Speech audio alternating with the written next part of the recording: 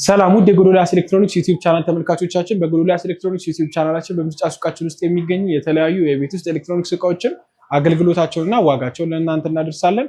አብራችሁን ቆዩ።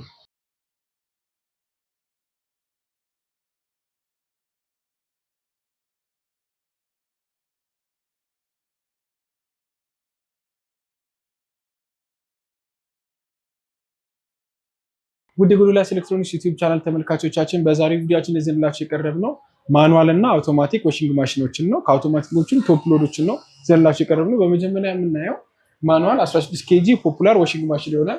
ይህ እንግዲህ 16 ኬጂ ፖፑላር ዋሺንግ ማሽን እንደምናየው ማኑዋል ስለሆነ በሁለት አይነት መንገድ ውሃዎችንን መጠቀም እንችላለን።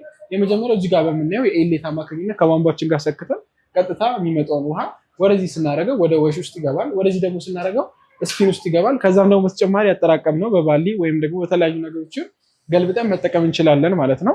ከዚህም በተጨማሪ ደግሞ ያው እንግዲህ ይሄ ማኑዋል ዋሺንግ ማሽን ስለሆነ እዚህ ውስጥ እንደምናየው የራሱ የሆነ ወተር ሌቭል ማድረግ ያለው ኤል ሃይ እና ሚዲየም የሚል አለ። ብዙ ጊዜ የሚመከረው ሚዲየም ላይ አድርገን መጠቀም ነው።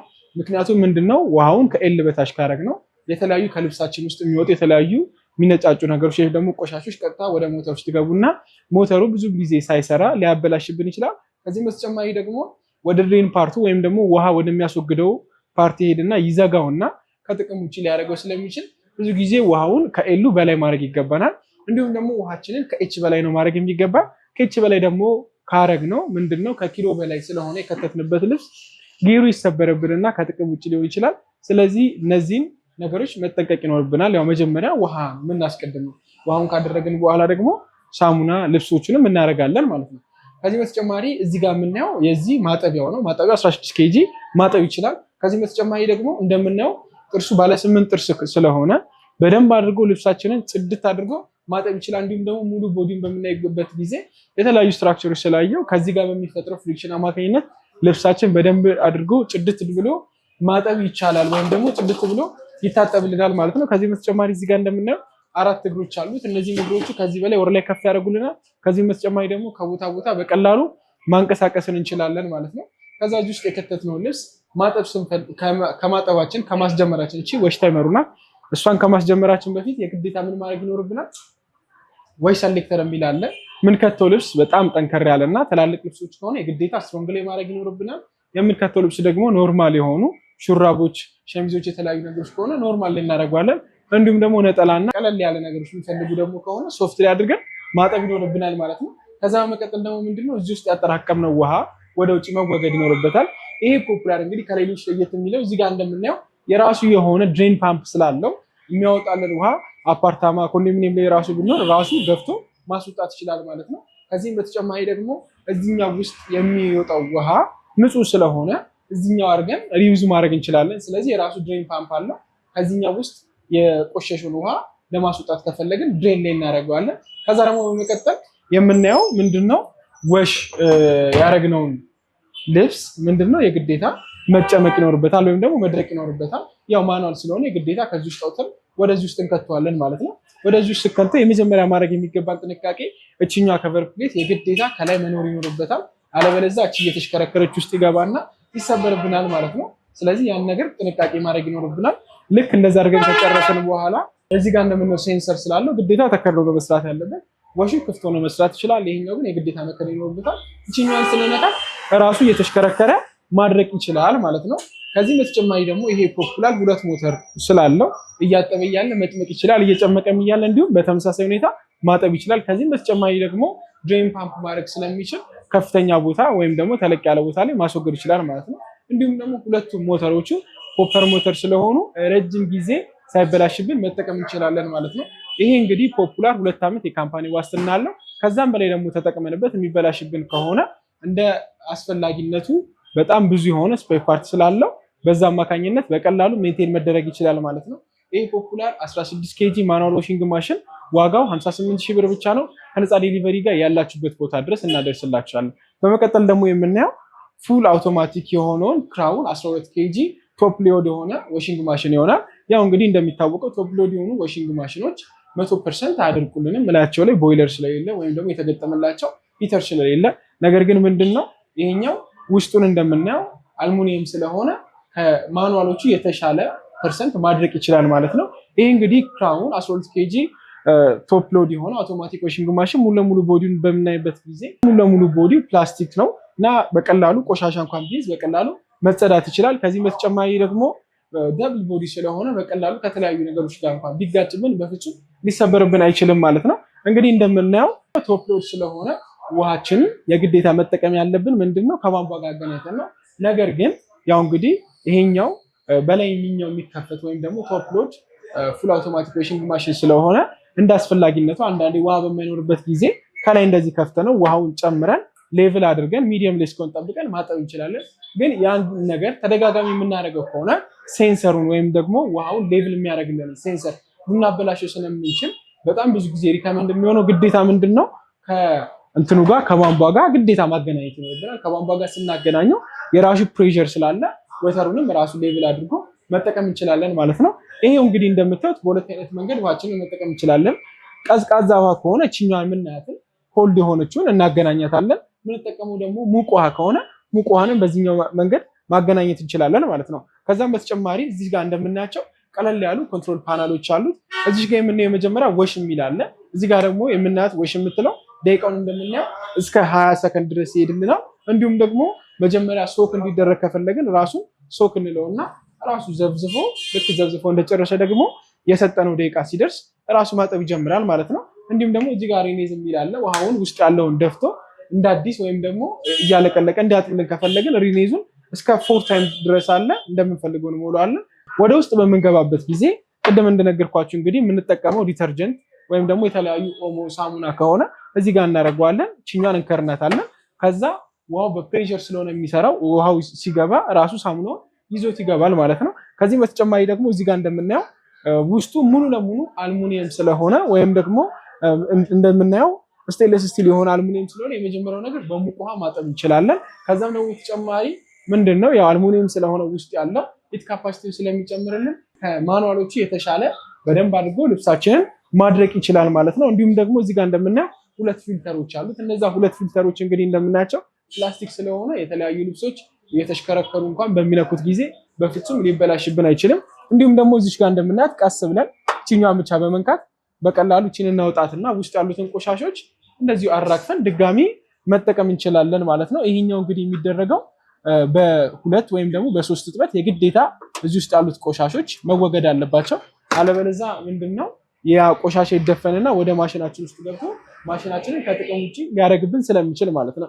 ይሄ ክራውን ፉል አውቶማቲክ ቶፕ ሎድ ዋሺንግ ማሽን ዋጋው 69,000 ብር ብቻ ነው። ከነፃ ዴሊቨሪ ጋር ያላችሁበት ቦታ ድረስ እናደርስላችኋለን። በመጨረሻ ደግሞ የምናየው እስካሁን ካየነው በሳይዙ ሰፋ የሚል እንዲሁም ደግሞ በቴክኖሎጂው ከሌሎቹ የተሻለ የሆነው ፖፑላር ፉል አውቶማቲክ የሆነ ቶፕ ሎድ 20 ኬጂ ዋሺንግ ማሽን ነው። ይሄ ዋሺንግ ማሽን ቦዲውን በምናይበት ጊዜ ሙሉ ለሙሉ ስቴንለስ ስቲል ስለሆነ በቀላሉ ምንድነው ቢቆሽሽብን ራሱ መጸዳት ይችላል። እንዲሁም ደግሞ ሙሉ ለሙሉ ቦዲው ሜታል ስለሆነ በቀላሉ ቢጋጭብን እንኳን ከተለያዩ ነገሮች ጋር በፍጹም ሊበላሽብንና ሊሰበርብን አይችልም። እንዲሁም ደግሞ ቆሻሻ ሲይዝብን እንደምናየው ስቴንለስ ስቲል ስለሆነ በቀላሉ መጸዳት ይችላል ማለት ነው። ሙሉ ቦዲው ስቴንለስ ስቲል ስለሆነ በቀላሉ ማጽዳት እንችላለን ማለት ነው።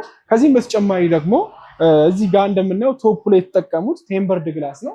ከተለያዩ ነገሮች ጋር እንኳን ቢጋጭ በቀላሉ በፍጹም ሊሰበርብንና ሊበላሽብን አይችልም።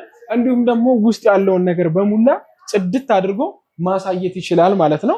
እንዲሁም ደግሞ በቀላሉ ግላስም ስለሆነ በቀላሉ መጸዳት ይችላል ማለት ነው። እንግዲህ ፊት ለፊት ላይ እንደምናየው እዚህ ጋር ቀለል ያሉ ኮንትሮል ሲስተሞች አሉት። እነዚህን ኮንትሮል ሲስተሞች ብቻ በመጠቀም በቀላሉ ልብሳችንን ማጠብ እንችላለን ማለት ነው። እዚህ ጋር እንግዲህ እንደዚህ የሚዞረውን የምናይበት ጊዜ ኖርማል፣ ሶፍት፣ ቲዩብ፣ ክሊን፣ ኢኮ የምንፈልገው ነገር በሙላ አለ። በቀላሉ በመንካት ከዛ ስታርት በማለት ራሱ የሚመጣውን ውሃ ይመጥንልናል። ከዛ በኋላ ላይ ደግሞ የሚታጠብበትን ደቂቃ ራሱ ይመጥንልናል። ከዛ ሪኔዝ የሚደረግበትን ደቂቃ ራሱ ይመጥንልናል። እንዲሁም መጨረሻ ላይ ደግሞ ስፒን የሚያደርግበትን ወይም ደግሞ የሚጨምቅበትን ደቂቃ ራሱ መጥኖልን ማጠብ ይችላል ማለት ነው። ወደ ውስጡም በምንገባበት ጊዜ እዚች ጋር እንደምናየው የመጀመሪያው ዲተርጀንት ነው። ዲተርጀንት ከሆነ እዚህ ላይ እናስቀምጣለን። የተለያዩ ደግሞ ሶፍትነሮች ደግሞ ከሆኑ እዚህ ላይ አድርገን መጠቀም እንችላለን ማለት ነው። እንግዲህ በኦሞ በላርጎ እንዲሁም ደግሞ ለሱፍ የተለያዩ ኬሚካሎች ካሉ እዚህ ውስጥ አድርገን መጠቀም እንችላለን። ውሃው በሚገባ ጊዜ በራሱ በውሃው ፕሬሸር ወደ ውስጥ እንትኑን ያስገባልናል፣ ሳሙናውን ያስገባልናል ማለት ነው። ያው እንግዲህ ይሄኛው እንግዲህ ቶፕ ሎድ ስለሆነ በሁለት አይነት መንገድ መጠቀም እንችላለን። የመጀመሪያው ነገር ግዴታ ፕሬሸር ስለሚያስፈልገው ከቧንቧ ጋር ገጥመን መጠቀም እንችላለን። በሁለተኛነት ደግሞ ምንድነው ያው ይሄኛው እንግዲህ እንደ ቶፕ ሎድ ስላልሆነ ውሃ ምንድነው እንደምንፈልገው ጨምረን ስታርት ማለት እንችላለን ማለት ነው። ብዙ ጊዜ ግን እንደነገርኳችሁ አውቶማቲክ ስለሆኑ ፉል አውቶማቲክ ስለሆኑ ራሱ ወተር ሌቭል የሚያደርግበት ሴንሰር ስላለ እሱ እንዳይበላሽብንና በደንብ እንዲያጥብልን ከፈለግን ምንድነው ግዴታ ውሃ የማይቆራረጥበት ውሃ የሚኖርበት ቦታ ላይ አድርገ ነው ራሱ ውሃው ፕሬሸር እየሰጠው በዛ ብንጠቀመው ሪኮመንድ ይደረጋል ማለት ነው። እንዲሁም ደግሞ ከፍሮንት ሎዱ ለየት የሚያደርገው ምንድነው ድንገት እንኳን መብራት ቢጠፋ ወይም ደግሞ ደቂቃውን መጨመር የምንፈልግ ከሆነ የሚቆለፍ ነገር የለም። ምንም ሎክ አያደርግም። ቀጥታችኛ የምናያትን ስታርት እና ፖዝ በተን አለች። እሷን ፖዝ እንላትና እንከፍተውና የምንፈልገውን ልብስ ከተን እንደ አዲስ እንዲያጥብልን ማድረግ እንችላለን ማለት ነው። ከዚህም በተጨማሪ ደግሞ ሙሉ ለሙሉ ቦዲውን በምናይበት ጊዜ ስቴንለስ ስቲል ይሆን አልሙኒየም ስለሆነ ረጅም ጊዜ ሳይበላሽብን መጠቀም እንችላለን። ከዚህም ደግሞ በተጨማሪ ምንድነው እቺኛዋ አልሙኒየም ስለሆነች በሙቅ ውሃ መጠቀም እንችላለን ማለት ነው። የምንቸከው የተለያዩ ልብሶች ካሉ ሙቅ ውሃ አገናኝተነው ከሙቅ ውሃ ጋር አገናኝተነው መጠቀም እንችላለን። እንዲሁም ደግሞ ምንድነው ሲሽከረከር ያው እንግዲህ የሙቀት መጠኑ ስለሚጨምር አልሙኒየም ስለሆነ ከማኑዋሎቹ የተሻለ የማድረቅ ፐርሰንቶች ይኖረዋል ማለት ነው። እንዲሁም ደግሞ ከዚህ በተጨማሪ ይሄኛውም እንግዲህ ሁለት የራሱ የሆኑ ፊልተሮች አሉት። እነዛም እንግዲህ ፊልተሮች ፕላስቲክ ስለሆኑ በተለያዩ በዚፕ እንዲሁም ደግሞ በተለያዩ በቁልፎች በፍጹም ሊበላሹብን አይችሉም። እነዚህ ደግሞ የሚጸዱት ምንድነው ከ4 ከ3 እጥበት በኋላ የግዴታ ወጥተው ተራክፈው መጽዳት አለባቸው።